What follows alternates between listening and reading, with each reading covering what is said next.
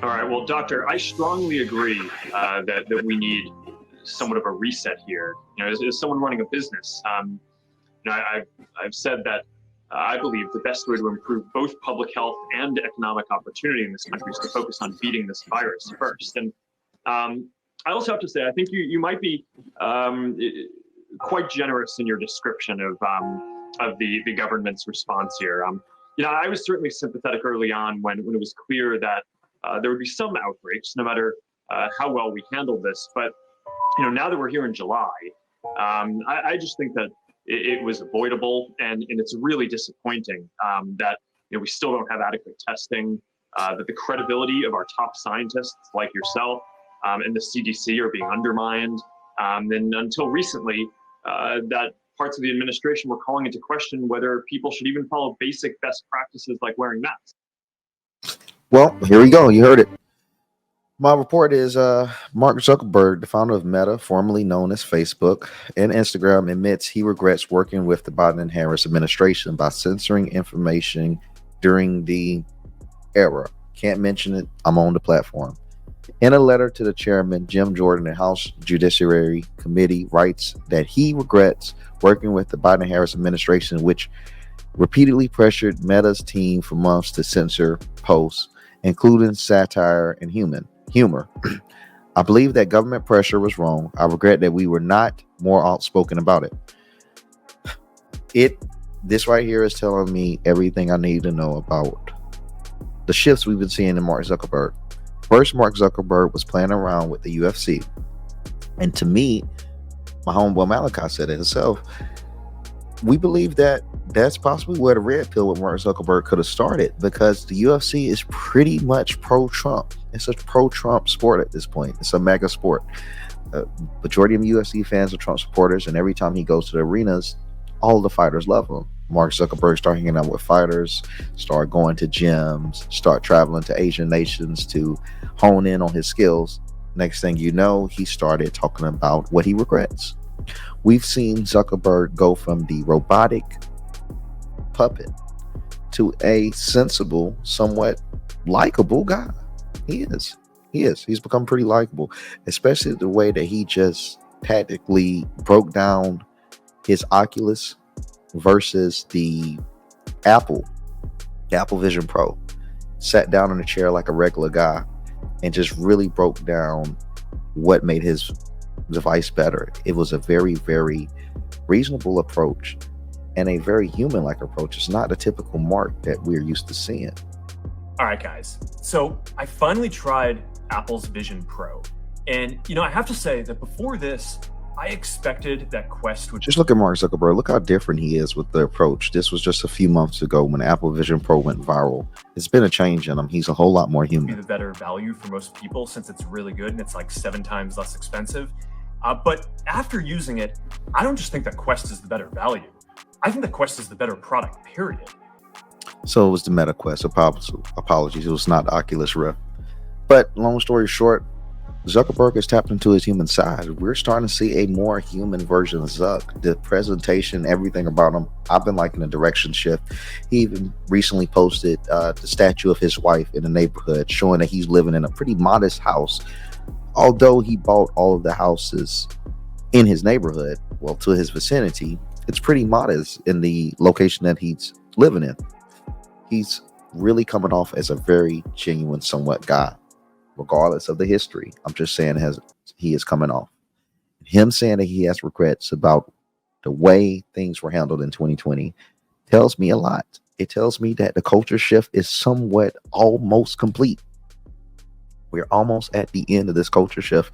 We have billionaires now having regrets. Think about it. You have enough money where you don't have to regret anything. You're successful enough, you don't have to regret anything, because everyone around you will tell you you're making the right choices. It's a curse of success. He's so successful that there's nothing that benefits him from making these announcements other than truth reigning free. Propaganda can only last so long. I hate to have to reference Hollywood, but when you look at movies like Star Wars, the Empire, it's extremely powerful. But the beauty of it is that no matter how strong it is, just like Rome, nothing lasts forever. If Rome can fall, a political party can. And we're witnessing that. We're witnessing the fall of the Liberal Party. Mark Zuckerberg coming out to speak about this is monumental. Is it too little too late? Maybe to some. But better late is better than never. And that is so true right here. It's no different right here. We need these type of validations, these confirmations prior to the election, because he's not speaking to Republicans. He's not speaking to Democrats. Zuck is speaking to independents. We don't need conservatives saying they're going to support Trump in 2024. We need more people that stood against him, spent money against him, and stood against America to speak out this year and say enough is enough, because people are going to automatically tie that between Trump. Any type of great awakening will equate to more Trump support. I equate this recent awakening for Mark Zuckerberg. I give full credit to Trump and the entire Trump campaign, this entire run, because they've created a shift where it's acceptable to tell the government no. They've created a shift where it's acceptable to tell the government, you're taking advantage of the American people. You need to be held accountable, and I'm tired of you using me to do so. These people might be extremely rich, but they aren't as powerful as the system itself. It's no different than a casino. You can't bet against the house. You can't bet against the house. And we are witnessing an era where the money don't mean anything, where we have the Elon Musks, the Donald Trump, and now soon to be the Mark Zuckerberg. Revenge of the billionaires, fighting against the system that has been abusing us for so long. What we are witnessing is somewhat poetic, because the same walls that liberals built up are the same ones that they have found themselves trapped within. They've depended on these people. They've built these people up and protected these people. I'm speaking on Donald Trump, Elon Musk, and Mark Zuckerberg. And now they have to deal with their own creations. The same people that they put in charge in hopes that they could keep us in check. They are having to pay for their sins. And I'm all for it. I say MAGA should welcome Mark Zuckerberg, not with open arms, but have your arms open somewhat. Because we need more support and we need more powerful people on our side. We cannot shun off our potential allies. If this is a political war for the culture, we need soldiers, we need generals. Mark Zuckerberg would definitely be a general. This is powerful.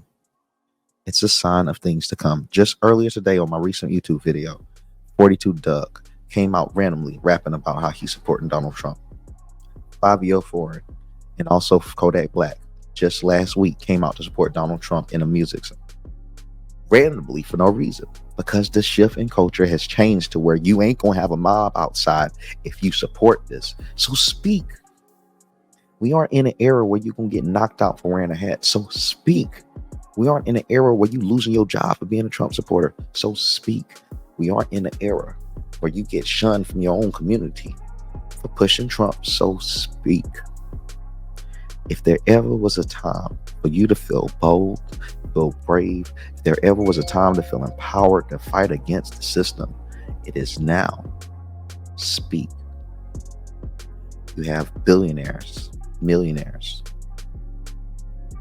on your side. We need to use our voice. Work together and end the deep state.